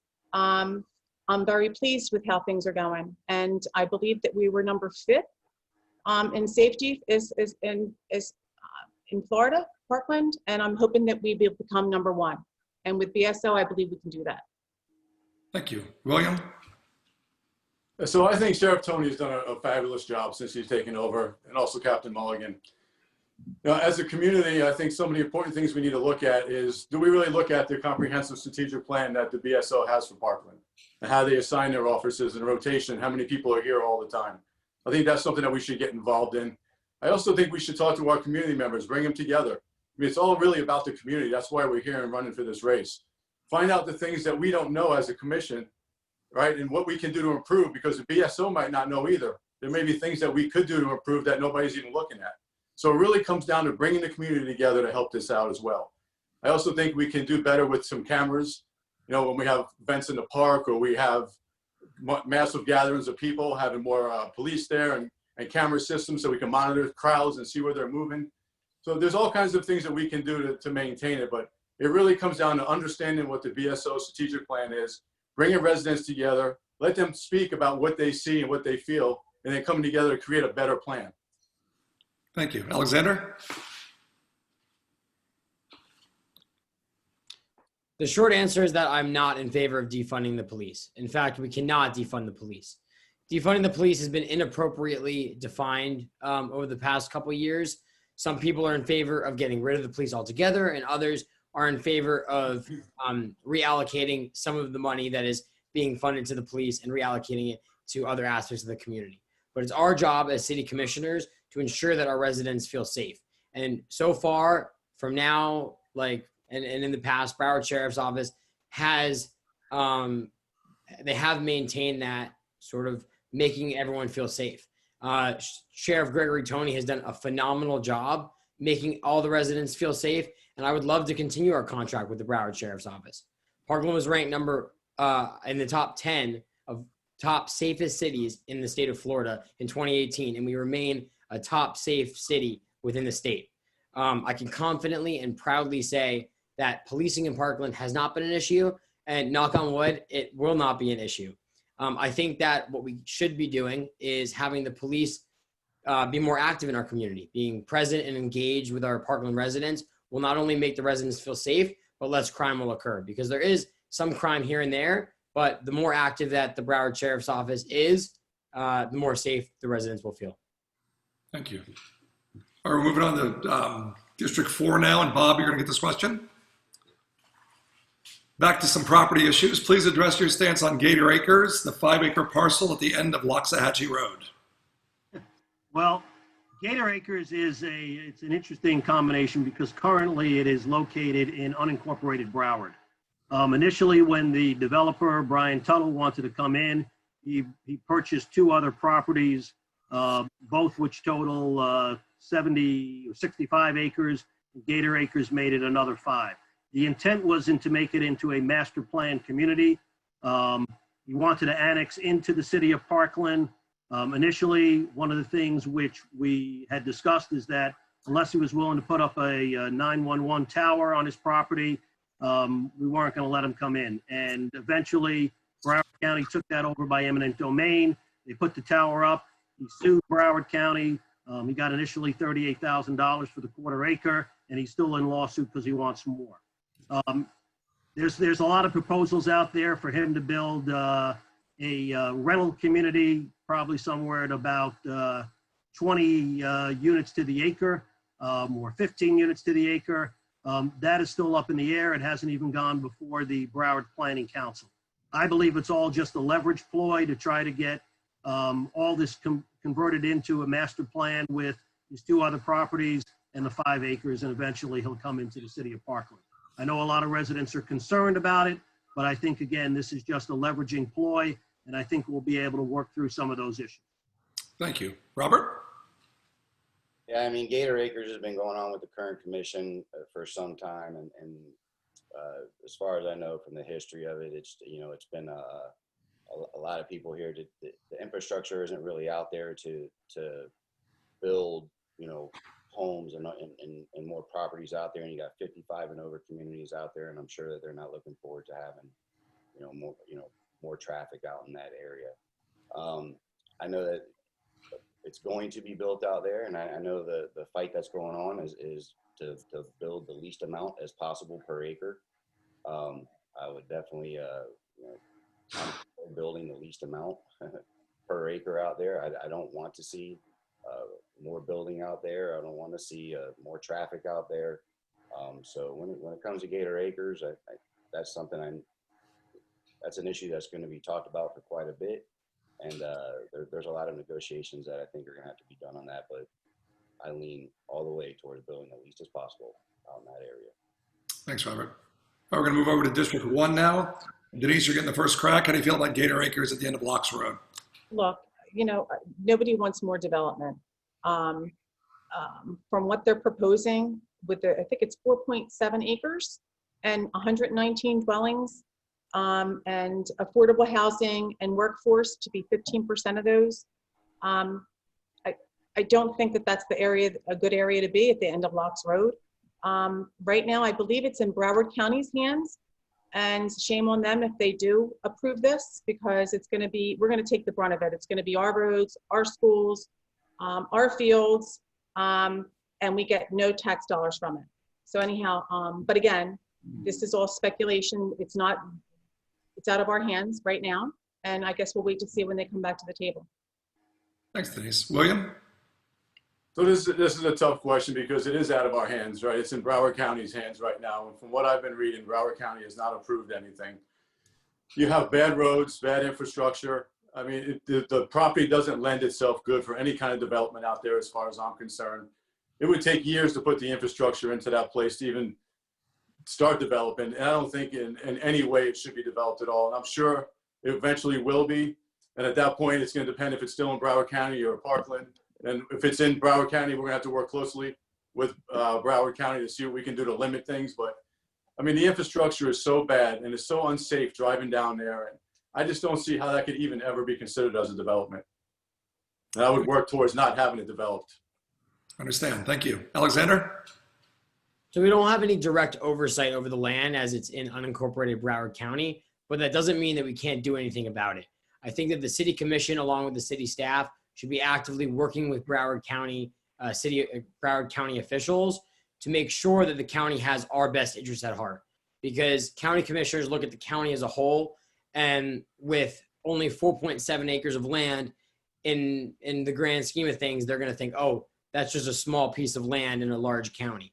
So we need to prioritize our city to the county, whether that be annexing the land into Parkland. That way we can change up our zoning and planning to fit the Gator Acres land and make sure that we're maintaining that average of 3 acres or 3 units per acre across the city of Parkland. So I think that working with the county is the biggest thing that we need to do. As you all mentioned, it's on the west end of Loxahatchee Road. Loxahatchee Road should have been fixed and repaired years ago.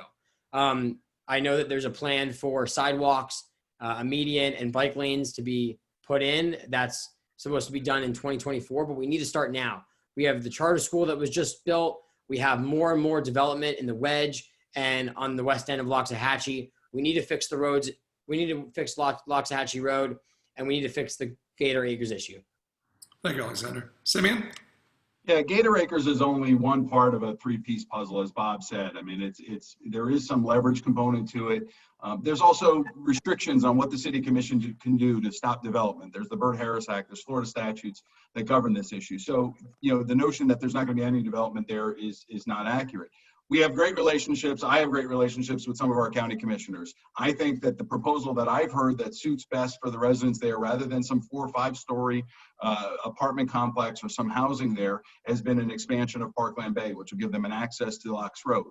I also believe that Locks Road needs to be addressed. It should have been addressed a long time ago, even if Parkland had to contribute to that. I lost classmates at Marjorie Stoneman Douglas who died on Locks Road. That road has been unsafe for years. It continues to be unsafe, and the notion that we now have more residents and senior citizens driving down that road every day is atrocious, because we need to make sure that we have not only the Pine Tree Road safety issue, the Locks Road safety issue. We need to address all of our roads so that we address our infrastructure. But Gator Acres, I think, will hopefully get resolved. I think we need to sit at the table. I think it should be annexed into Parkland so that Parkland has control over the development of that property, and we can keep the zoning and density down.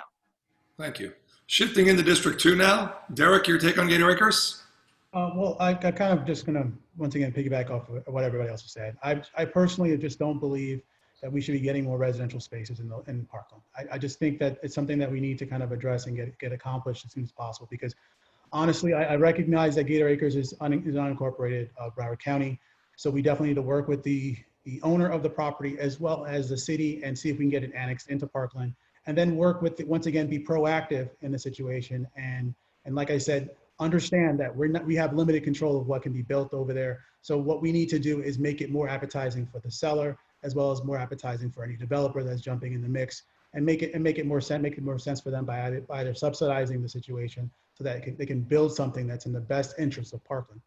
That's more in alignment with what we need as a city, which is green space and also maintaining kind of a lower population, which is one of my bigger concerns as well. So honestly, like I said before, I think it's just more of working with the parties at hand and understanding different dynamic ways of kind of figuring out ways to kind of get it so the build, whatever's built there, can be in the best interest and in alignment with what the city desires. Thanks, Eric. Jordan? So I live in Watercrest, and I actually take Loxahatchee Road every morning to and from work. And what I can tell you is over the next 4 years, there's supposed to be about another 1,100 homes that are going to be built on the Wedge. And that's not including whatever this development to be remained on the Gator Acres. So for me, I agree. I don't want any more development. I think, we're already reaching certain capacity and density levels, but as a number of other people have pointed out, the developer has certain property rights, and we have to be realistic about that. So for me, the first and foremost, it has to be annexed into Parkland. That way we have some level of control of what the look and feel of the development is, and that way it's, it works with the surrounding character of the area. Now, how do we do that? Developers, they're in business to make money, right? And developers, while they have a vested interest in making as much density per acre and all this, there has to be some also notion to the fact that once they build these properties, they want to have people actually who are interested in moving into them and buying them, right? And the more developers try keeping higher and higher density, what they're actually doing is a little bit of a double-edged sword. While they're trying to increase the potential for profit, they're actually creating an environment where some residents may not be interested. There may not be as much demand for what the product is that they're developing. So I think from that perspective, it has to make business sense, right? And as someone who's been in business now and served on an executive committee for a multinational company, what I can tell you is this is going to be a negotiation. It's going to be a negotiation with the property owner, a negotiation with the county, a number of commissioners who I have good relationships with. And for me, I'm well suited for that task. Thank you, Jordan.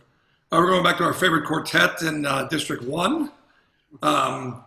Question, we've been talking about green space. We've been talking about different types of land. And we, and again, the common thread between all this is that obviously other people own this land, and we have to figure out a way to work with those people. So this is sort of taking a different tact on a similar question. Do you favor, we're going to start with William this time, District 1. Do you favor adding additional commercial or retail zone space to increase the tax base? And if so, where do you see available space for this change in city composition? That's a great question. I am in favor of more commercial space.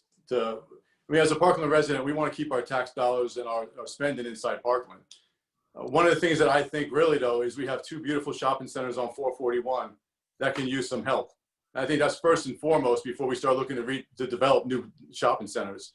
But if you drive down the street and you look into those shopping centers, you can't see in the shopping centers because of all the landscaping that we have in our zoning. You can't see the signage because they're covered by trees in front of the buildings, and our business owners are suffering. So I think first and foremost, those two shopping centers need to be made viable before we start developing more shopping centers inside Parkland. And redeveloping those, or maybe coming up with a master plan to make a better environment, a more outside suited environment, like a lot of the newer spaces that are being created today, maybe something we might approach the owners of those shopping centers and talk about. Because we need to keep our residents, instead of spending money in Boca and going to Fort Lauderdale, shopping inside Parkland. And we have a beautiful green space or a commercial space there that could be better utilized. So I think that's where we really start before we start looking at finding more spaces to build, commercial real estate and then, having the same problems. Thank you. Alexander, your take on new commercial or retail zone space in Parkland? So after speaking with many of the local business owners, including Parkland Bagel and Deli, which is on 441 in one of those shopping centers, they need help. And we do need to help them. But if you look at the city of Parkland map, there's not many areas where we can sort of develop commercial real estate. You have the Heron Bay Golf Course that might be a viable option. But other than that, the only big parcel of land is the Hendricks Farms. And I don't know if you're going to touch on this later on, but Hendricks Farms is a large piece of land in the middle of the city. And if he sells that farm, then we're going to be developing Parkland and very fast. And there's going to be a huge influx of residents. And we're not ready for that right now. We need to make sure that our parks are secure for that our roads are secure for that Loxahatchee is fixed so that there's not more traffic on that road. We need to make sure that our schools can take that amount of residents. Once we make sure that all of that is done, then we can focus on Hendricks Farms. But that's really the only big piece of land that I see any commercial real estate going. I'm not against it, but I'm against it right now. Thank you. Simeon? Yeah, I mean, there are some parcels that are going to be developed. Broward Health just paid almost $15 million. I think it was $14.5 million to buy a piece of land. And it's adjacent to Parkland Golf. And I've spoken with some of the folks at the HOA there, and they're okay with that as long as it is developed and planned properly, so that it has the same look and feel that would fit within Parkland and will serve our residents well. I'm also on the board of the Chamber of Commerce and have been on the board since we started it back up a number of years ago. And so I'm speaking regularly with not only residents, but local businesses here. Parkland has a number of local businesses that have come in and failed. And unfortunately, they haven't had the support of either the community or the city in many respects. And so we need to do a better job of that. I agree with that. There is also an opportunity here to maintain the look and feel of Parkland. And I think that's imperative. Our prior city commissioners and our planning and zoning board, and we've got some fantastic talented people on that P&Z board, but we do too much Z and not enough P, as one of my good friends says, and we've got to do more planning to keep the look and feel of Parkland intact. That doesn't mean to stop all development or to stop businesses from coming in, but to make sure that it is harmonious and keeps the charm and all of the attributes of Parkland preserved so that we can serve our residents, get additional tax resources, but also keep the look and feel of Parkland. And that's one of my priorities. Thank you. Denise, your take on retail and commercial space? Well, I think that we need to, we have the retail and commercial space off of 441. And as far as I'm concerned, it's a disaster. Whatever happened, I was so excited about Wawa being built. I'm from New Jersey, so I was all gung-ho about it. And it's a complete disaster. And the Allegra, the whole entrance is a mess. So the planning and zoning, I don't know who approved all that. And then the shopping center across the way now is difficult to get in and out of. I avoid that shopping center just because to maneuver the parking lot, it's dangerous, and I just stay away from it. So let's take care and fix what we have before we start thinking about adding any more. There's empty stores there, and It could be beautiful. They have so much traffic that goes by there. There should be no reason why those stores are empty. Let's take care of that before we start even thinking about any more retail. Thank you. On to District 2. And Jordan, you'll get the question first. Your take on new retail space, commercial space. I'm in favor of new retail and commercial space, but the question is where, right? And I think what all this brings to the forefront is that the need for a master plan. And that's one of my first points of being a commissioner would be to actually get everyone together and recognizing that, yes, Hendricks Farm is still an unknown, but we can have contingency plans. And I think we really need to start looking at what are the remaining pieces of land in the vicinity and putting together a cohesive picture of not just one piece, not two pieces, but the entire look and feel of this city, and making sure that we contemplate what's going to happen in Heron Bay, what's going to happen with Hendricks Farms if and when that annexes into the city, and what's going to happen even on just some of the other smaller plots of land that are now being used for, I would say, commercial use that maybe isn't as profitable or in demand. You know, going back to what's on 441. You know, I agree that there's some of the codes and regulations that make it difficult for those businesses to succeed. But at the same time, there also has to be a question of whether or not those businesses are in demand with the public of Parkland, you know, the citizens of Parkland. And that it really is, they vote with their dollars, right? So, you know, I can't say entirely that everything on 441 is, you know, having a difficult time because of the signage or because of the green space or whatever have you.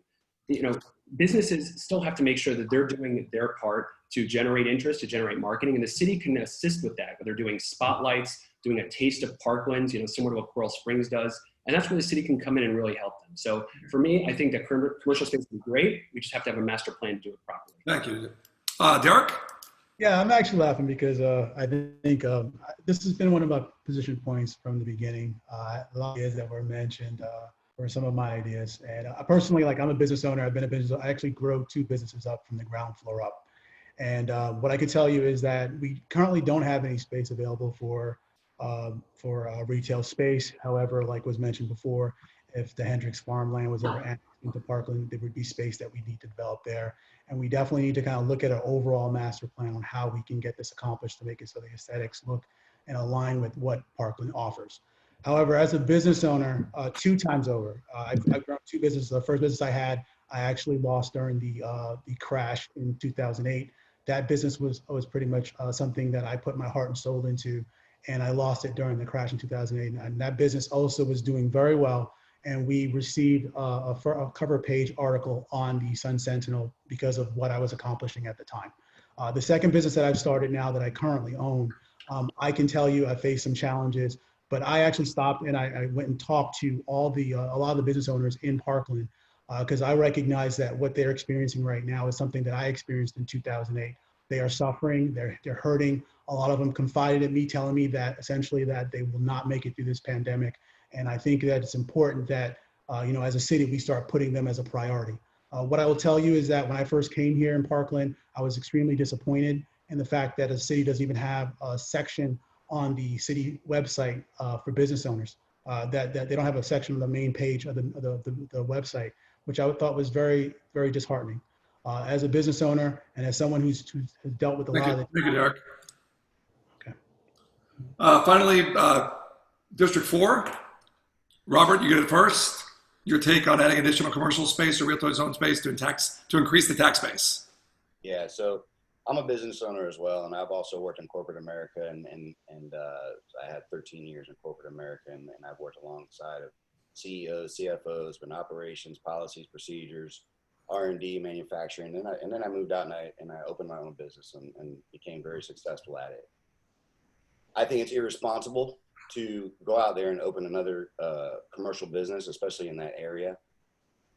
The commercial business here that are here now aren't extremely successful. We should put our time and our effort into, especially the businesses over on 441, but just everywhere in Parkland. Everywhere in Parkland, the commercial businesses, they're struggling, all of them.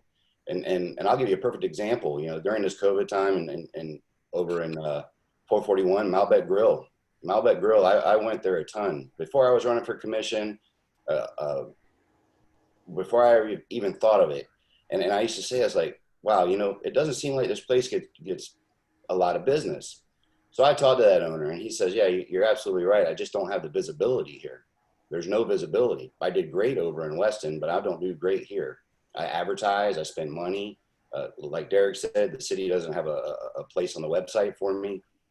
I don't think the city is putting enough into helping businesses be successful. Let's do that. Let's help them be successful. We did one dumb thing. We went and after a cow over at Malbec Grill. They wanted to get rid of the cow there. We attacked it.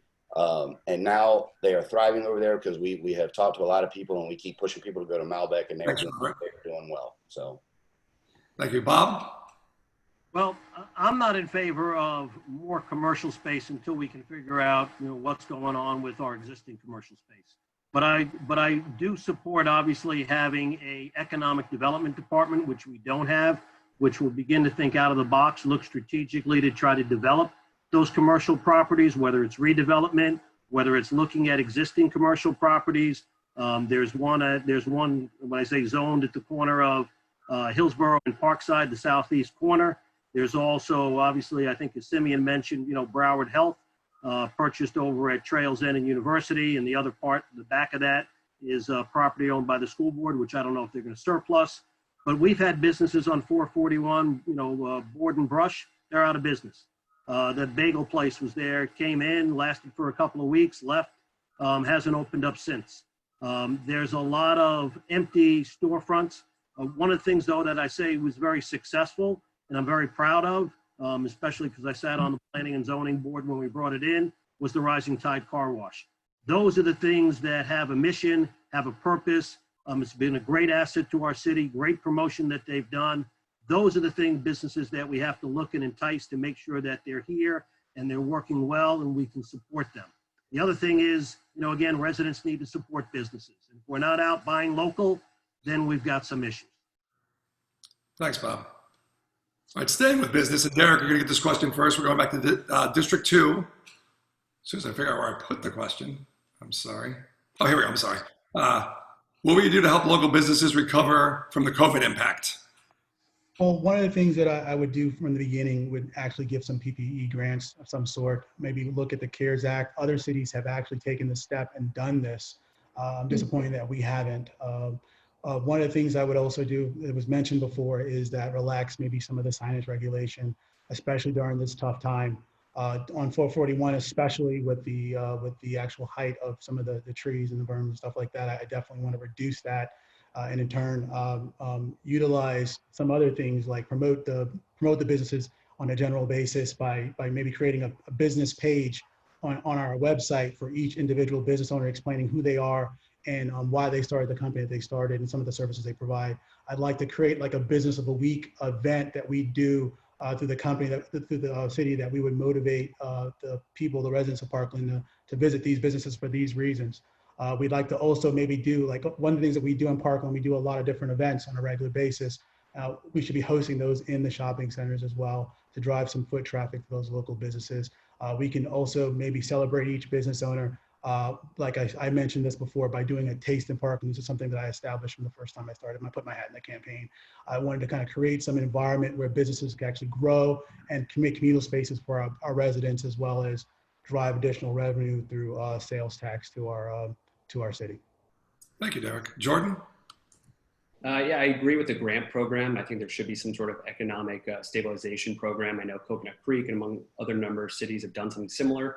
They put up about $250,000 for small businesses to be able to apply for, whether it's because they were an essential business that was required to stay open and it required additional funding, or they were a business that was required to shut down and was, need something to kind of subsidize the loss.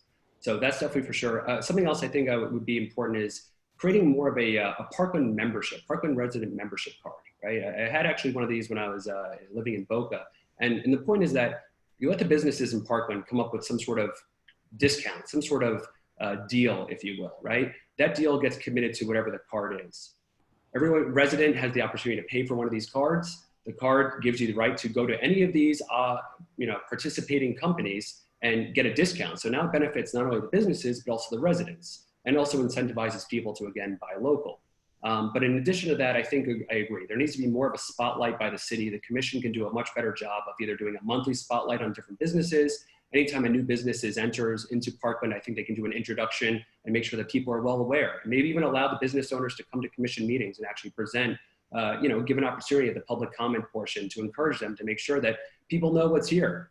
There may be a lot of residents who actually leave the city of Parkland to go for products or services that they could otherwise obtain locally, and they just may not be aware of it. So a lot of it's about education and also making sure that the businesses are supported both financially and also for, from a, incentive base. Thanks, Jordan. On to District 4, Bob, the question about COVID. Well, the first thing is that I just want to say that I'm a proud member of the Parkland Chamber. Not only am I on the board, but I'm a trustee. And we've had a lot of robust conversations about COVID and how it's affect local businesses. I had an opportunity to testify in front of the Broward County Commission to ensure that not only our city, but all cities get a equitable share of the CARES Funding Act. We received money, one of our allocations, and I'm going to have to say this, I'm kind of surprised because it's actually coming before our commission tomorrow on our agenda. And one of those things is a allocation of $273,000 for small businesses. They can apply for grants. Now, the question that we're looking, because there's a clawback situation, is whether or not to shift those to the county or at least to have them remain in Parkland. So that's one of the things that we're going to be discussing tomorrow. Obviously, it's important to look at ways to increase business, to help business. I know that through a lot of the PTAs and fundraiser groups, businesses give back. That draws traffic. I know, for example, Pizza Time has with Riverglades kind of a buy one pizza, get one free opportunity. I know the Rising Tide Car Wash has a program, kind of a VIP program, which provides discounts. So those are the things that businesses have to come to the table with, and we're definitely willing to support that. Thank you, Bob. On to District 1, and Alexander, you're going to get the question first. What we do to help local businesses recover from the COVID crisis? Jeff, so I think Robert missed his. I'm sorry, Bob. Go ahead, Alexander. Oh, I think Bob was saying that you forgot about Robert. Robert. Oh, did I? I'm so sorry, Roberts. My apologies. Thank you, Bob. Sorry, Roberts. Quiet. Yeah, I mean, obviously any funding that we can move towards businesses here, I mean, that's going to be helpful. We all know that. I think, getting out there on social media, it is really big for a lot of these businesses, going out there and advertising, that we've been there and we've eaten there and how great it is, and maybe getting with the businesses and offering some sort of, we do meet and greets. A lot of us are doing meet and greets right now over there, but, doing things of that nature where we can promote the businesses, get people to come there, have them, offer things to the public. Obviously the businesses, they need to pitch in as well to promote themselves as well and have more people, coming in there and spending money. But I think that we need to get out there and we need to be voices for them and not just show up and take a picture and say, hey, I just bought some bagels over at this place. I'll see you later. I see a lot of that. Let's bring people there. Let's get people there. I try to do that every week, every weekend. And you can talk to anybody in my community and you'll hear from them. You can talk to the businesses that I go to and I go have dinner and I said, I bring people there. And those people bring people there. And they're like, wow, I've never even knew this place was here. I've never tried it. I've never heard of it. And this is great. Thank you. So it's a matter of just, getting there, investing in the businesses, getting to meet these people and spreading the word. Thank you, Robert. And again, I apologize for skipping over you there. I get a little confused. Now on to District 1. Alexander, you're up, bud. Yeah, so I agree with many of the candidates that we need to be doing more. I think that having those funds for Parkland businesses to be able to apply for is essential, especially in terms of COVID. I think that we could always be doing more. And one idea that I've been campaigning on is the Parkland Business Directory. I think that after talking to so many local businesses, with local business owners that are living in Parkland that have businesses within the walls of Parkland, and with business owners that either are working from home or have their businesses outside of the walls of Parkland, I think it's essential to be advocating for both of them. We need to make sure that Parkland businesses in Parkland are successful and that we're giving them the tools to be successful. But I also believe that we should be expanding to those that don't necessarily have their brick and mortar stores in Parkland, and having a Parkland business directory where you can look up any Parkland business and it'll say if it's in Parkland or where it's located, will not only allow every Parkland resident to be actively supporting our fellow residents and our community members, but it'll just boost the morale, boost our revenue in the walls of Parkland, and it'll help support all of our Parkland residents that have businesses anywhere in the world. Thanks, Alexander. Simeon, your take on helping businesses recover from COVID?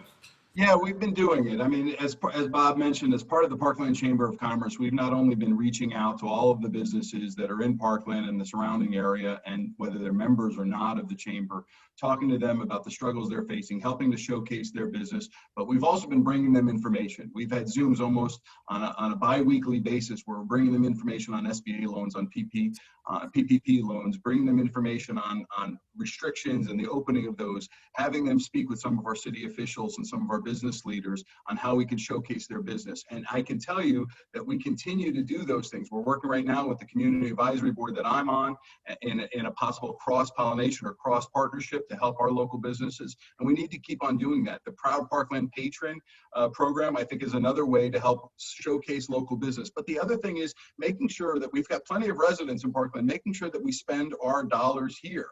My wife and I make a concerted effort that we stay local as much as possible so that we spend our dollars here. Like I think Rob mentioned, we're bringing people to local businesses. When the chamber was having actual functions before COVID, we were driving businesses to those places, having happy hours, having breakfast meetings, having lunch meetings at those local businesses to not only showcase them, but to also help drive their revenues. And I think we need to continue doing that. We've seen a lot of businesses come into Parkland and unfortunately fail. You drive around the shopping center by Parkland Golf, you drive around 441 and other areas, you'll see a lot of vacancies. And we need to continue to do those things that we can preserve our businesses. And the chamber is a big part of that. We have a directory of a number of ways we continue to showcase them.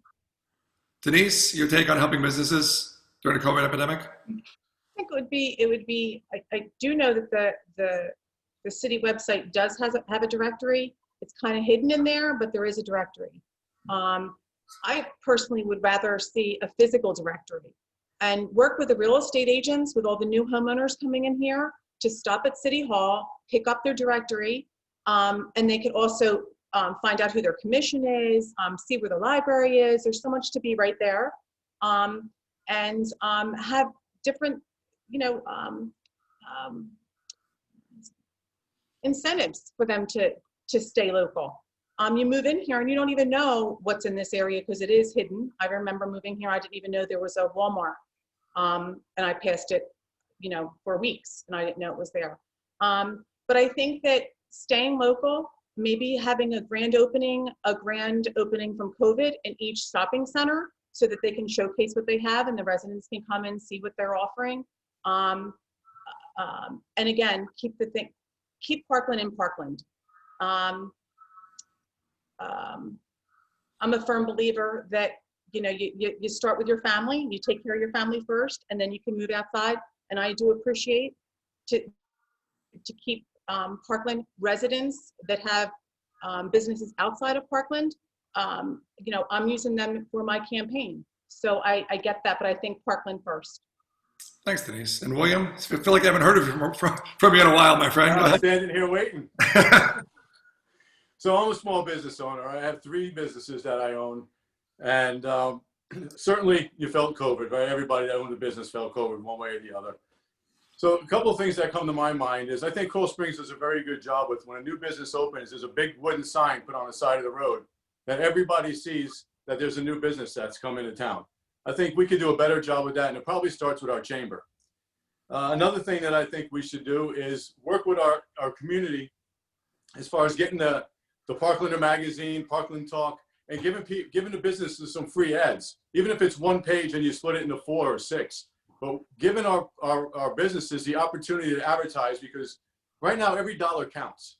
And as a community, we need to help our businesses by helping them with not giving them more expenses. So if we have a page that we can give them for free advertising, I think we should do it.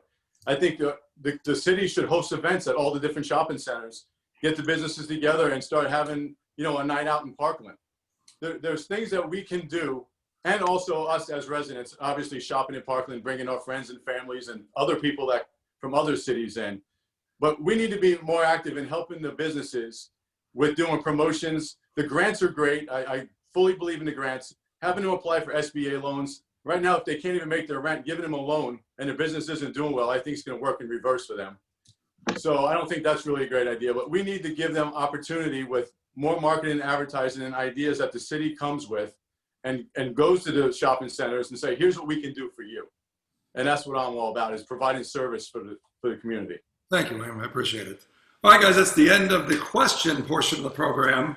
Now we're going to give 2 minutes to everybody to basically sell yourself. That's what we're doing here. We're running for office, obviously. So give your 2-minute elevator pitch as to why you believe you should serve District 1, District 2, or District 4. And we'll go in inverse order this time, since we started with District 1 and we just ended with District 1. So we'll start with District 4. And because I skipped it before, we'll start with Robert.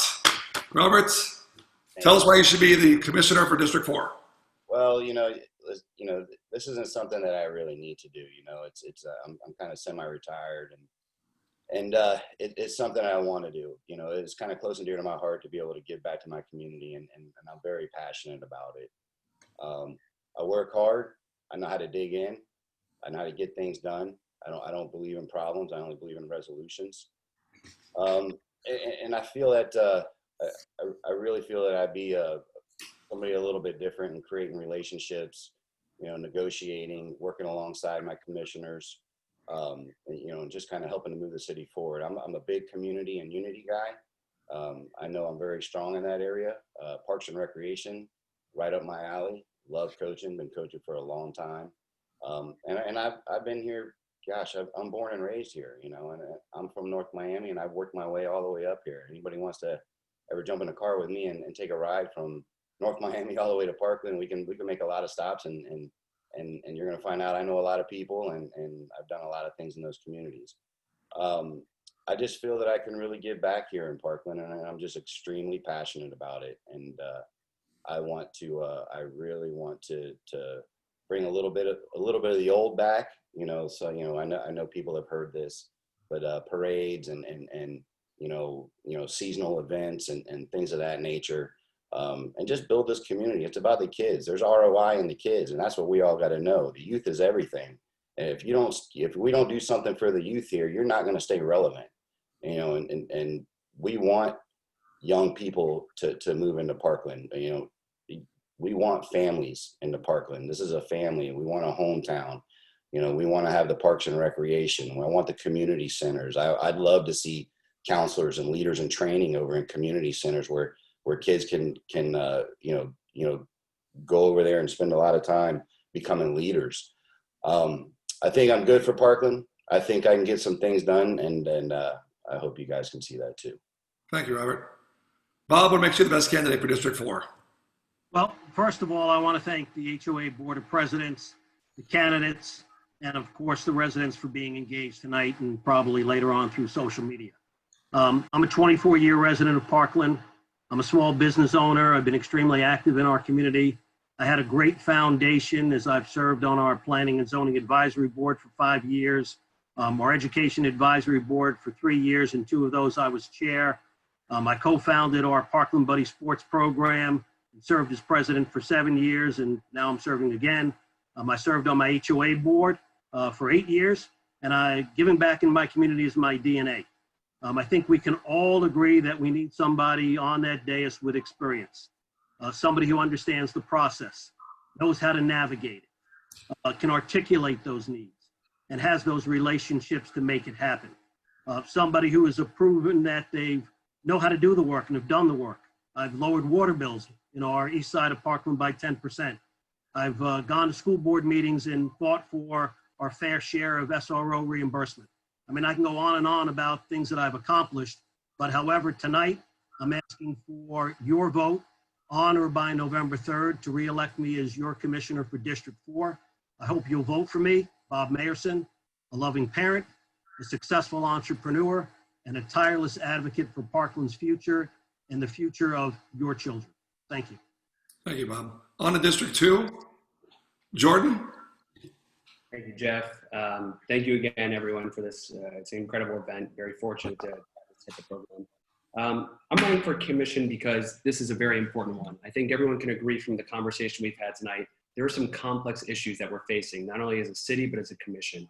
And if there's anything I can say that differentiates me from a number of other candidates is I've served the last 10 years in the capacity of both a business executive and also in litigation. So to have both of those aspects, what I can tell you is when it comes to Pine Tree Estates, Heron Bay, Gator Acres, these are legal issues. Don't let anyone be mistaken, right? There are a number of residential real estate aspects to it, but these are legal issues at their core. And so what I will say is, yes, we have a city attorney, but if it was just to rely on a city attorney for the decision, we wouldn't need commissioners, right? You want people with leadership, independent judgment, and the ability to understand complex issues, break them down into their core, and be able to come up with creative solutions. And that's what I've been doing, and that's what I will continue to do. I'm a family man. I have a 4-year-old son, a 9-month-old daughter, Parker and Maya. I'm doing this for them. I'm not doing it for me. I'm not here for money. I'm not here for notoriety. I'm here because I know that I want to be able to make this community better for my kids, for my neighbors, for my fellow residents. And this is going to be a time where people need to make a decision of what kind of leadership do you want? Do you want someone who's going to come in here and give you everything they have and know that they've had the experience to not only work with the other side, to negotiate complex resolutions, to be able to sit in front of both a mediator, an arbitrator, or even just counsel and being able to understand issues and not just gloss over and oversimplify it? Because let's be honest, some of these issues, while people want to say it's black or white, it's not. A lot of them are gray. And in order to actually dig into it, people really need to understand the precedent, need to understand the law, and really understand the financial aspects of what makes not only a great city, but also a great community. And for me, just like a city, a business, it's essentially a nonprofit business. So for me, I'm here to make sure that the next 20 years of Parkland are the best they can possibly be. We put our place in a position to be the best city in the state, if not the country. And I believe I'm the best candidate to do so. Thank you, Jordan. Derek, what makes you the best candidate for District 2? Well, first and foremost, I want to thank you guys for putting this together. Once again, I am a big proponent of not using our platforms to promote situations where candidates can speak to the public. I don't think we should be speaking to the public via flyers and communication of that sort. It shouldn't be a situation where money determines whether you win a candidacy or not.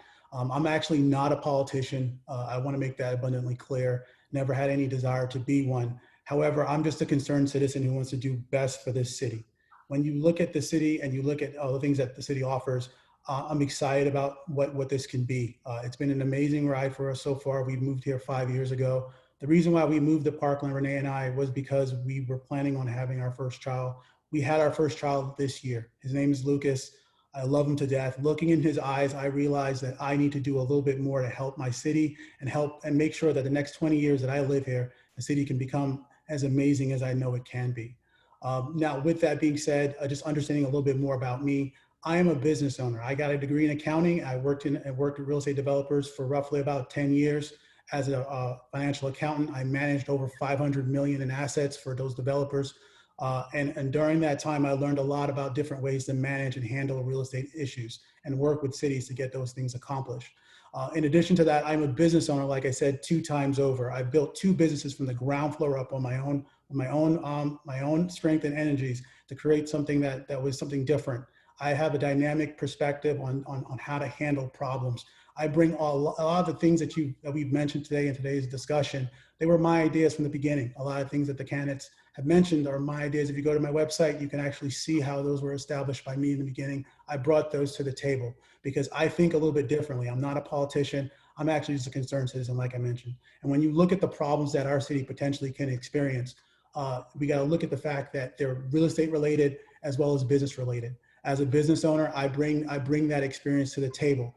I've worked in commercial real estate as well as residential real estate, like I said, for over 12 years. I bring that to the table as well. So with that being said, I'm uniquely shaped to fit the needs of what this city needs. And I know that, like, with your help, if I'll get elected, we'll have an individual that will work harder than anyone else to make sure that your desires in our cities maintains its amazingness that I know it can. Thanks. District 2, thank you guys. On to District 1. William, what makes you the best candidate for District 1? Well, like everyone, I want to thank everyone for joining tonight. I really appreciate this opportunity. So I've been a resident here for 16 years, right? I'm a father, fortunately or unfortunately, my kids have aged out of the Parks group, so I'm either getting older and, you know, a little wiser.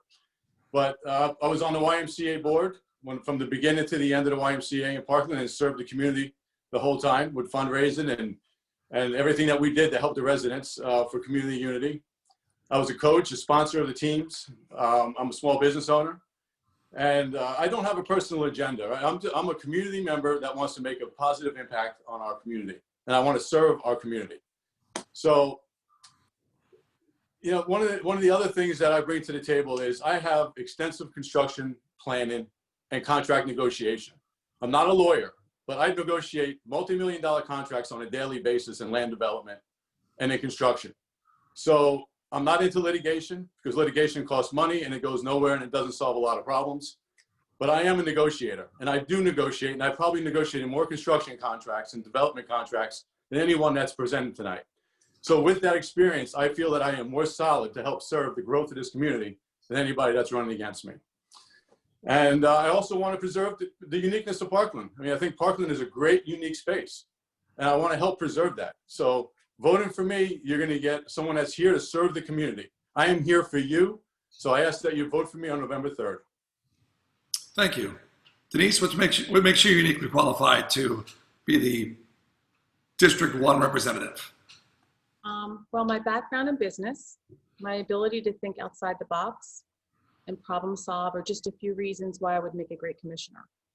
The commission should represent the citizens, and I represent the everyday resident, a parent of elementary student, a school volunteer, a substitute teacher, community volunteer, and in a few weeks, I'm going to be a member of the 55 and older community.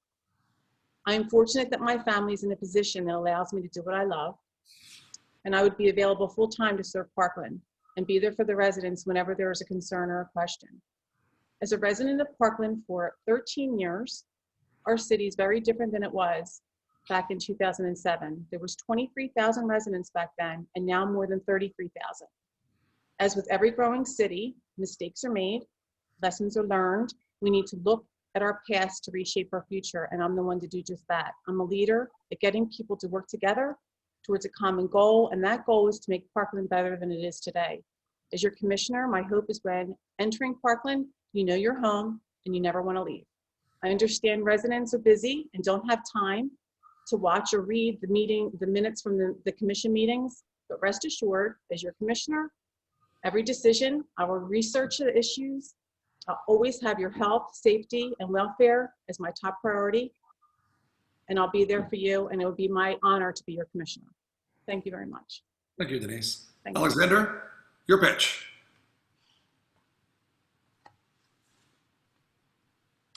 The coronavirus has affected all Americans, including us Parklanders. We will defeat this invisible enemy, and we need to be prepared to overcome the obstacles that has been placed in front of us. As a community, we're still recovering from the Stoneman Douglas tragedy. Alas, our community has proven to be resilient, and our youth has bridged a gap nationwide that young people can be powerful spokespeople for our country. Being older does not mean being smarter, nor does having a full-time job. Working harder and putting in the time and effort to make a difference will make a difference. According to the job description, the city commissioner is a part-time position. By electing myself as the next city commissioner for District 1, you are getting a full-time city commissioner who is going to work tirelessly to make Parkland a great and safe place to live. There's a lot of work that needs to be done in the next 2 years, and I am ready to start working full-time on every single Parkland issue. The city of Parkland needs to make Loxahatchee a safe road to drive on. We need to add a median, bike lanes, and a sidewalk and we need to start the process right now to make that safer. My proactive approach on the Heron Bay Golf Course is one that shouldn't be waiting until the covenant is up. We need to support all Parkland residents, and we need to start right now. I have been an active member of the Broward County School Board Human Relations Committee because education is the biggest issue in Parkland that the city commissioners do not directly oversee. I bring a fresh perspective with unique and innovative ideas on how to improve the future of Parkland. I do not have to worry about spending quality time with my kids or working 40 to 50 hours a week on my chosen career, because this will be my chosen career. Vote for myself, Alex Zand, for Parkland City Commissioner, District 1, and you will get 100% of my time, 7 days a week, 365 days a year, to continue making Parkland a great and safe place to live. Thank you, Jeff, Neil, Ken, Minda, and everyone else who stayed on for this entire duration of this candidate forum, and I thank you all. Have a good night. Thanks, Alex. Simeon? Yeah, Jeff, I want to thank you and the President's Council for having us. I also want to thank all of the candidates running. It takes a lot to put your time and effort and love and put yourself out there. The reason why I think I'm the best candidate for the District 1 position is because not only do I love Parkland, but my love for Parkland and passion has been backed up with action. Since I was a kid and moved here 36 years ago, I have dedicated myself to Parkland. I was a coach as a teenager with my younger brothers in Parkland sports and volunteered there. I volunteered in our kids' schools. I volunteered in coaching my kids in both Parkland Rec Sports, Coral Springs Rec Sports, and continued on. I have served on the Community Advisory Board for Parkland. I've served on the Parkland Chamber of Commerce, helping our local businesses well before the pandemic, but including now. I have been an active member of our community in every way. I've served on a number of local organizations that are charitable organizations, such as I'm the current chair and a board member for SOS Children's Village, which is a foster care village down the street in Coconut Creek. I served on the board and was the chair of the Coral Springs Museum of Art, which brought art programs into our schools and helped kids with summer programs. In doing that, I have created over 36 years worth of relationships with the leaders in our city and our community and our surrounding areas. And it's because of that and because of the action that I have taken to serve our city that they have supported me in my campaign. And I'm honored to have that support. But I'm also a parent. I'm a dad. I have two girls, one of which just graduated from Douglas, as you know, Jeff, the other one who's a junior there. And I was at the school the day of the shooting. We talk about safety. We talk about believing that we are safe. On February 13th, I could have asked anybody in Parkland, and Parkland was the safest place in the world, and we realized that that safety can be compromised. As a result of that, and the way our community came together after that shooting, and the way we have seen resiliency, I've dedicated myself to serving my community, and that's why I'm running for city commission. So I'd be honored to have your vote and support on November 3rd or by mail-in ballot or early voting. Thank you, Simeon. And I'd like to thank all 8 candidates tonight. I'm envious of the city of Parkland for the 3 representatives you're going to end up with. I mean, I'm a Lake Worth resident myself, and I would be more than honored to have any of you guys serve as mayor or city commissioner in my city. So thank you for your time tonight.